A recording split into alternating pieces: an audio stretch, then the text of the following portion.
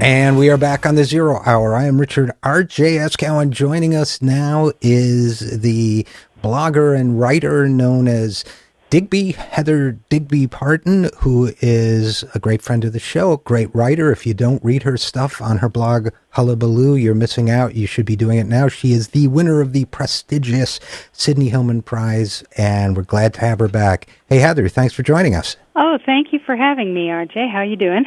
I'm doing great. How are you doing? Oh, just fine, just fine.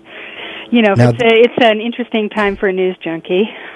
Oh, man. Well, you know, it really is. And particularly, here's something that is probably implicit in everything I do say and write, but I'll state for the first time publicly, I'm not a particularly discriminating news junkie, you know.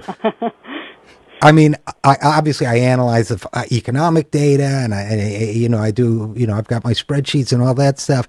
But I am, I read. I've been addicted to the Sony hack, for example. Oh.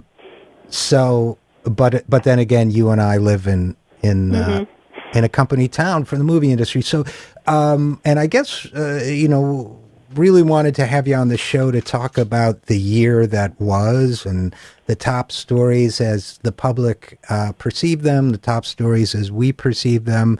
So, yeah, maybe we'll just start there. What do you think were the three biggest, most important stories of 2014? Boy, I mean, I haven't thought about that, so I haven't cheated at all. And so you'll have to forgive me if I miss something that happened earlier in the year that is, mind-bogglingly important.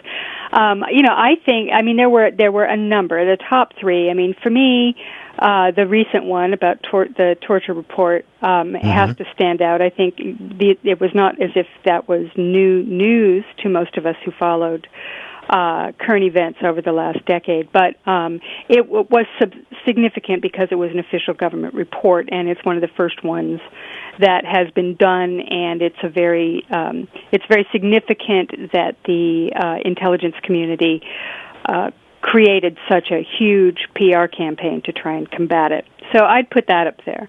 I think that, obviously, I'm not even going to say the election because the election was entirely predictable and I don't really think it was that big of a story. Interesting. At least, yeah. Nothing that, isn't fairly standard fare for an off year in the sixth year of a presidential election and of a presidential administration.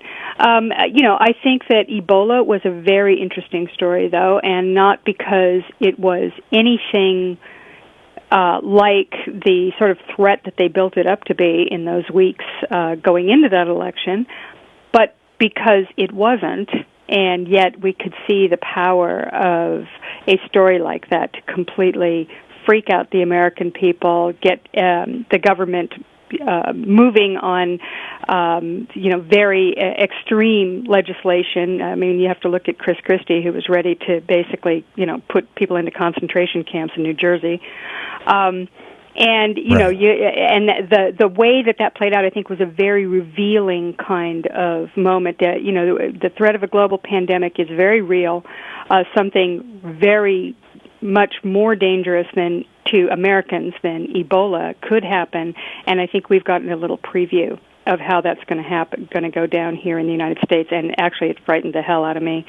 I also think that maybe the other story that struck me very, very strongly that comes immediately to mind was the kids at the border coming up from Central America and the implications of that to our policies going back 30 years and to our current policies and how I think that may have been. I think it was always a long shot that the right wing was going to go along with comprehensive immigration reform. I think that was never something that people should have been so blasé about, that as if everyone would look at the demographic trends, as if, the Tea Party would look at the demographic trends and go, well, yeah, okay, I guess we've got to change our minds about this. But that was kind of catalyzed, I think, the opposition in a way that is now going to be very, very difficult to change in anything like the short term. I think these Republicans have their work cut out for them if they hope to do that. So I'll say that's my top three, and I probably missed the most important one. I mean, there's a lot. There were Russian airliners there were airliners being shot out of the sky. There were terrorist attacks. I mean, oh my God. Police killings, Ferguson. Yeah, but it's not a quiz. How could I forget that? Oh my God. Inequality, campus race, but it's not a quiz. Okay, I mean it's an unfair question because if you pick three, you're going to miss a lot of other three. You. But I would have missed a couple of yours. But you said something interesting. We're talking with Heather. We said a lot of interesting things, but one thing I might challenge a little bit to get your thoughts. We're talking with Heather Digby Parton, the writer, originally known as Digby, and. You said the midterms were, in a sense, not that big a story because it's off-year election, president's party loses and all that. I would challenge that a little bit. I would say that the Democrats' performance was so much worse than predicted that the break, in political science terms, when it breaks that sharply beyond what's expected, Democrats were expected to lose, and they lost. And in that sense, there's no headline there. But they lost so big in what was, by the way, the most expensive election ever. My producer tells me $40 a vote on average. I would say the big story there, let's see if I can change your mind. I would say the big story there is one, the growing power of money in politics. Two, the growing ineffectuality of the Democrats who pretend to be all things to all people. Mark Pryor ran in Arkansas, literally had an ad which said, sometimes the Democrats are right and sometimes the Republicans are right. Well, then why are you running for a job where you'll have to decide which is right? So I think that the notion of the sort of Democrats as holograms that, they'll be whatever you want to be depending on where you stand. I think that that strategy may have played itself out. So I think two big stories, money in politics and end of vague centrist Democrats as a winning strategy, if it ever was. I don't know. What do you think of my counter thesis? I am persuaded that those are both major stories. I guess my feeling about it is, and this just comes from a person who, works with a progressive PAC that's been kind of following those issues probably since about 2006, and it seems like a trend to me rather than something that this year, this year maybe it became apparent that money in politics was going to fully dominate, and I don't think you had to be a genius to see that one coming. But the idea of the demise of the Blue Dogs, the demise of this, they are gone now. I mean, they are dead. And that is a story, and I guess it's just one I've been talking about for a long time, so I didn't see it as being particularly tied to this election. But you're absolutely right that this was the final nail in the coffin. I absolutely agree with that. I just don't think there's any more. I mean, I'm not saying that the party's not going to continue to try to do it. I think there's great incentive for them to continue to do it because the Blue Dogs, what people don't remember about the Blue Dogs was that they were organized originally regionally as a, sort of a southern, they were, you can just tell by the cutesy name, right? They were the answer to the Yellow Dog Democrats, which was a southern phenomenon. And you think about them as being kind of they were Republicans, but maybe a little less Republican than Democrats. But it really wasn't about that. Although they did all have, they were generally social conservatives. They were generally, pro-military. Their organizing principle, and you can tell if you just go to their website, which they've got like 5 people left in the whole caucus, which used to be huge, and it's almost nothing now. It says right there, they're organized around money. They're organized around supporting business. They're organized around supporting corporate America, low taxes, the economic agenda of the conservatives. That is what they were for, and it's very interesting that that's the group that went down. Now, the New Dems, which have sort of taken their place, They're the more centrist group. They're not quite as focused. I mean, of course, they're for all that, but they have a different kind of a focus. It's kind of softy, more messagey. Blue Dogs were hardcore, and they basically said, this is about making the world safe for big business. That was what they did, and that was what they cared about, and they have gone extinct. And that's an interesting thing. If there's a message for the Democratic Party, that should be it, don't you think? I mean, I think that's I do think very so. obvious. Sure, I do think so. I mean, but on the other hand, who is it, Disraeli, who said you cannot teach someone something if his livelihood depends on him not understanding it or whatever. Yes, I do believe that. And by the way, let's take a moment to plug Heather Digby Parton. You are one of the organizers of Blue America, which people can find where? Just by Googling Blue America? Yeah. Which since you won't plug it, I will, and tries to elect more progressive and, not coincidentally, more electable Democrats. See, that's the lesson that is adamantly denied. That's the truth that is adamantly denied in Washington, in my opinion, is that Democrats, or hypothetically even Republicans were they to do so, Democrats who stand up to Wall Street, Democrats who want to tax millionaires and increase Social Security, you go down the line of the progressive agenda, that is the American public's agenda too. But there's this investment in, whether it's New Dems or Blue Dogs or DLC or Third Way, or there's this investment because there's so much money in politics, and in my opinion, so many career opportunities post-politically for so many Democrats in office. There's a huge investment in trying to reanimate this dying corpse, this mythological being that is the centrist Democrat.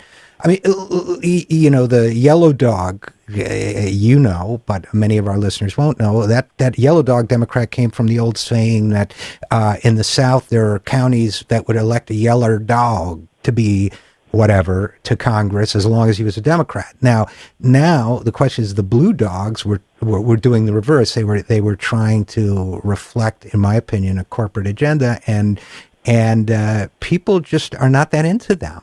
So the question now is, how does an organization like Blue America and what it represents, and the organizations working along the same lines, PCCC and so on, can they, I'm not a party person, but can they reinfuse the Democratic Party with the kind of positions that excite the base, excite some Republicans and a lot of independents as well, and are good for the country? Can that be done? Well, I mean, we've been trying. We've been trying since 2006, and, I've made this point before, and perhaps even on your show, that, everything was kind of put on hold with the election of Barack Obama. It seemed as though that was, the most masterful misdirection in the world for progressive movement building, because it seemed as though, I think a lot of people thought, we won, here we go. You know what? That's it. I'm going to ask you to hold the rest of that thought till our break, because I was getting so engaged in the conversation I got careless about the break. Okay. So we will be right back after this with Heather Digby Parton rounding up the year. I'm Richard RJ Eskow, and this is The Zero Hour.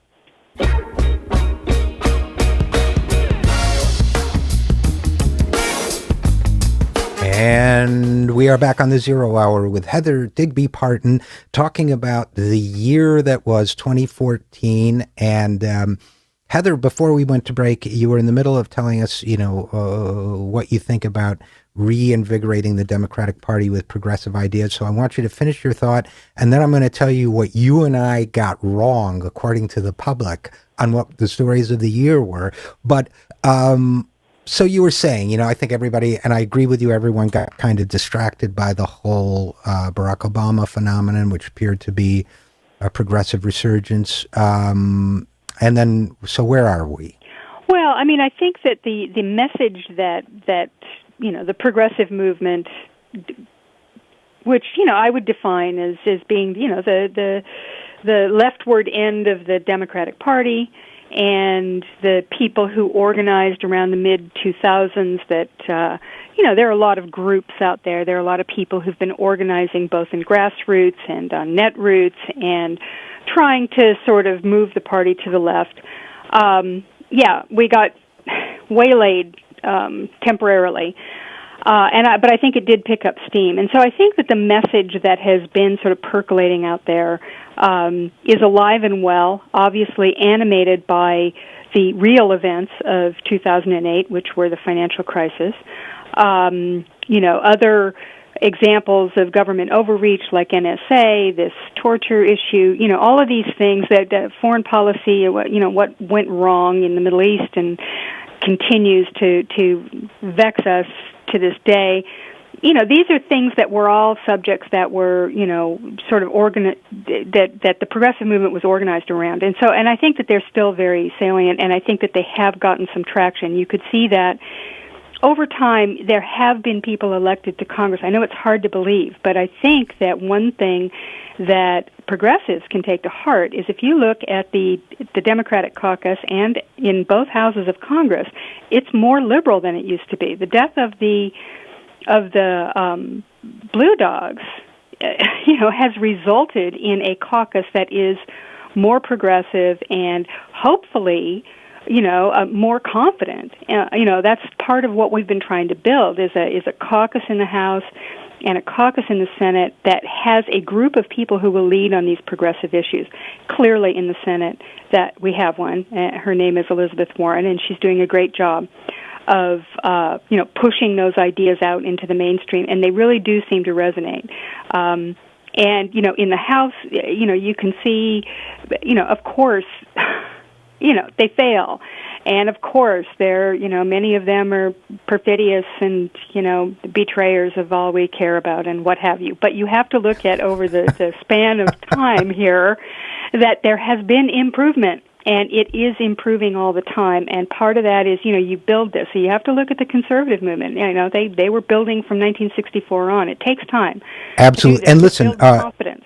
Right, and we're talking with Heather Digby Parton about Congress. And first of all, a couple of thoughts about what you just said. Yes, there are those who just on principle are great folks, and some of those are in the House and Senate: Keith Ellison, Raul Grijalva, Alan Grayson, Elizabeth Warren, Sherrod Brown, and so on, Bernie Sanders, and so on. Good people with good values.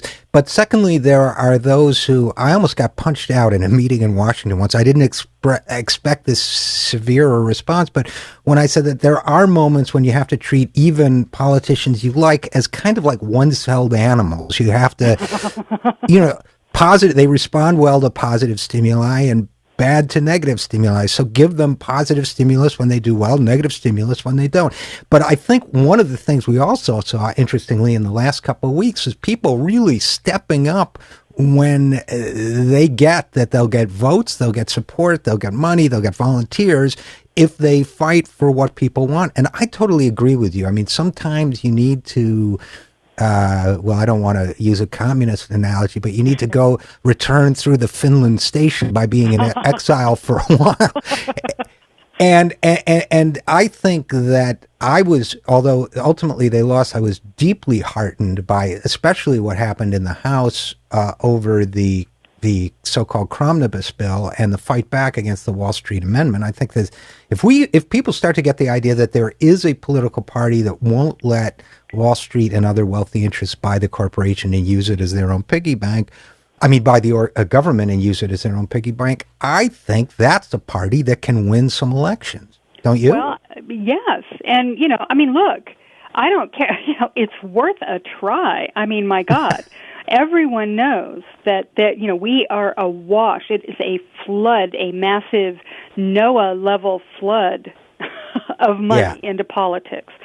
It is as dangerous as it's ever been. This, and having just started to emerge from a very, very, deep recession, and one that, has set many American households back by a decade or maybe more in terms of their ability to, better themselves financially and to feel secure. Having just started to emerge from that, really, the idea that we are allowing people to continue to dominate our politics, not just allow them. Basically our system is encouraging it. It's demanding it because, all the incentives are there for politicians to follow that. There's almost nothing in there except just bare democracy.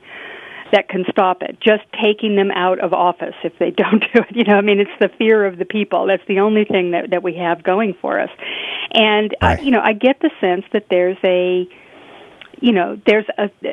feeling in the American people, and it's not just on the left, it's on the right as well, and maybe in the center too, that, something has gone terribly wrong, and that this message, and Warren's very good at messaging, at kind of distilling down right. people's emotions in this way. I mean, her speech this week in which she said, I agree with you that, Dodd-Frank was imperfect. We should have broken. Oh, that was fantastic. Yeah, we should have broken you up, Citigroup. Yeah. Yeah. Oh, I mean, man. that's as aggressive as you ever hear anybody on, this is the Senate floor where they all basically, they genuflect to each other even when they're making racist statements. I mean, it's for her to have done that.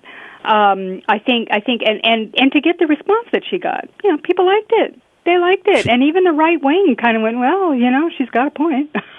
Well, and that's interesting. And one of the things that both Warren and Bernie Sanders did this week in coming out against the banks was reach out to conservative colleagues who have used the same rhetoric, because, the Tea Party rhetoric includes some anti-Wall Street stuff, and say, join us on this. And I think that could be an interesting development. Now, I just want to change gears for a second. We're talking with Heather Digby Parton about the year that was, and I want to tell you, first of all, what I said for the top stories and why, according to the American people and their Google searches, we were both wrong. Okay.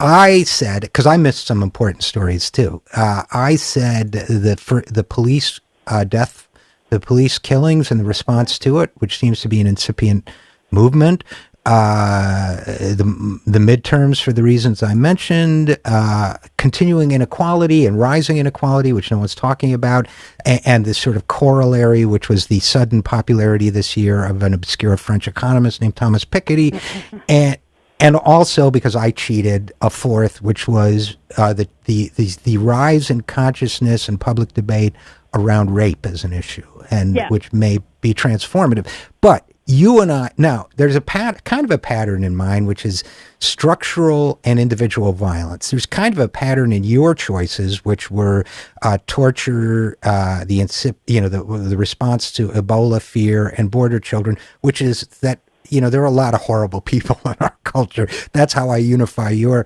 But you and I were both wrong, according to the Google searches for 2014, the top Google include the ALS bucket challenge, ice bucket challenge, twerking, Miley Cyrus, Flappy Bird, and the celebrity photo hack. I could argue for a larger social issue associated with the celebrity photo hack, but I don't think that's why it was a top story. No. The ice, twerking. Well, yeah, you could even say with Miley Cyrus's performance in twerking, sexual and cultural appropriation of minorities, but that story's at least as old as Elvis, and actually way older. It's as old as the big bands. So, and Jimmy Rogers, for that matter, in 1933. But I don't know. What do you think of our culture and their obsessions? Well, I just am wondering if that includes porn searches, because I think that it might. I don't even know what Flappy Bird is. I read the news from dawn to dusk, night and day, 7 days a week, and I do not know what that was. So. Flappy Bird was, now I'm getting a little bit outside my self-proclaimed areas of expertise here, but Flappy Bird was a software program that apparently was very addictive, like Angry Birds or whatever, for the phones. For the phones. I'm sounding like such an old person now. Yes. For the kids with their phones. And it was incredibly successful, and the guy was making hundreds of thousands of dollars a day who invented it, and he took it down. He just said, no, I don't want to do that. I don't like this life, basically. And the programmer just took it down. I think they brought it back. I can't remember. I didn't really follow it closely, to be honest. And of course, neither of us mentioned, the Malaysian Air flight. No. Russian invasion of Crimea, that was huge for a while. Look at Gaza. Oh, my God, what a story there. Yeah, shame on us, right, for not mentioning Gaza. And the entire European economy, that is interesting. The continued fallout from the NSA stuff. There is, the world has been an interesting place this year. More interesting to me than Miley Cyrus's twerking, which I have a feeling is less about, the cultural significance of African American influence on. Well, I don't think that's what people were. I don't think people were Googling, cultural signifiers in Miley Cyrus. I have to say, I'm not against anybody. I mean, and anybody who can make a living in the music industry now, God bless them. But I have to say that I did watch. I don't know if you did. I did watch Miley Cyrus's performance. I found it devoid of a soul. There was just nothing behind it except it seemed to me to be a business plan, set to a beat. It was a marketing plan, and I just didn't get it, but then I wasn't the target audience. Yeah, I suspect you and I are not the people that are, top Miley Cyrus fans. The funny thing is that her song this year, the big song Wrecking Ball, not the one she was twerking to, although she might twerk to that too for all I know, was actually a pretty good song, as pops, as vapid corporate songs. It wasn't bad. I heard the Dixie Chicks do a version of it that was really good. Well, the Dixie Chicks, I dig the Dixie Chicks. I think that we're talking with Heather Digby Parton, the writer, about the year that was. I think that, music it just doesn't have the relevance it used to. I think you're right. That used to be a tribal signifier that was very important. And in fact, my husband and I have talked about this, before the internet and before, let's talk about those kids with their phones some more. But, nonetheless, it's, when we were young, music was a very meaningful way of sort of organizing people around certain ideas and cultural events and phenomenons. I think it was important. I think it was meaningful, and I'm not sure it plays that role anymore. I think that other things do. Although, if you look at the top, stories of the year, I guess it perhaps I'm wrong about that, but it just seems to me that people are finding different ways to sort of find their people and to kind of get their ideas. I think it comes from a number of different areas, where I think music, when we were young, was a really primary source for us. Right. It was a way for us to understand the world. That was different than the mainstream, even as it became mainstream. But, that's old baby boomer history. Who cared about that? Yeah, look, I can remember hearing "I Want to Hold Your Hand" for the first time on a transistor radio, but people remember where they heard that, or "Like a Rolling Stone" on the radio. I don't think people remember. And by the way, who's happy like a room without a roof? I'll tell you what, that line probably doesn't go over in the third world. That's not it's not a signifier of happiness to me, a room without a roof. But that's just me. All right, so we've covered a lot of stuff here with Heather Digby Parton on the year in review. And there's a million things I'd love to talk to you about, including I did find, I have to admit, I was addicted to the Sony hack story. It was impossible to stop reading those emails. Well, they are tremendously revealing, and I worked in the business for years, as did you, and we know that is a very, very accurate picture. And if anything, I have felt that they were actually pulling their punches in those emails compared to certain conversations that I've heard over the years, at least in terms of the kind of racist stuff and, say the rampant sexism in the business, the way that they, that they think of. You see what they think of the talent, which is bad enough, but they actually treat them with some respect personally, and they certainly do pay them well. The way they talk about the line, the unions, the people who actually work in the business, I mean, they talk about them like they are dogs. I've been in contract negotiations where I couldn't believe what I was hearing.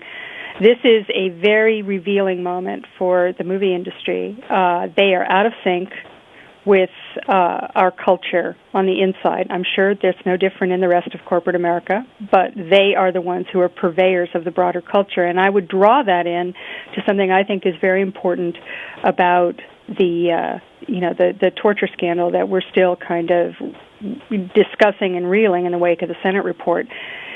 The polling that came out this week about torture shows that a majority of Americans are for it. They think it worked, and, ostensibly they do it again. And that means that it will be done again. I don't think there's any doubt that if the occasion arises that someone feels they need to do it, they will do it on the basis of this.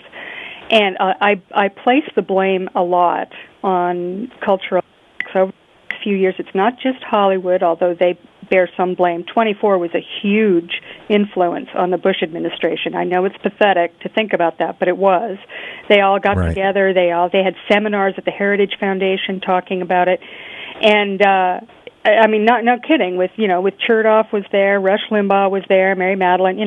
This cabal in the Bush administration and in the conservative media, they worshipped that show.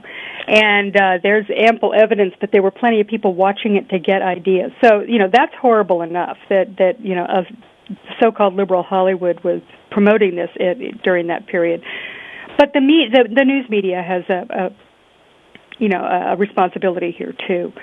This is a wider cultural problem of presenting torture as a question, as a potential moral, good under the right circumstances, and the fear mongering that they do about the terrorist threat, and the way they let people get away, like Dick Cheney get away with just spouting his sadistic, immoral, war criminal rhetoric on television. I think that has a lot of bearing on what it is. And I think it all comes down to this, you can circle right back to those Sony emails and see the attitudes that they have there. I mean, talk about soulless. Well, soulless and venal and all of those things. And I think you make a fantastic point that we'll have to end on, that we have to really hold people to a higher standard of responsibility, not to be killjoys, but to say, listen to yourselves. What are you doing? What are you promoting? Whether you're in the news media or in the entertainment business, and that's a conversation maybe we'll have to have another day in greater depth. But Heather Digby Parton, thanks so much for coming on the show and wrapping up the year that was with us. Thank you for having me. Happy It was New a Year. pleasure. Thank you, and to you. And we'll be back after this. I'm Richard RJ Eskow, and this is The Zero Hour.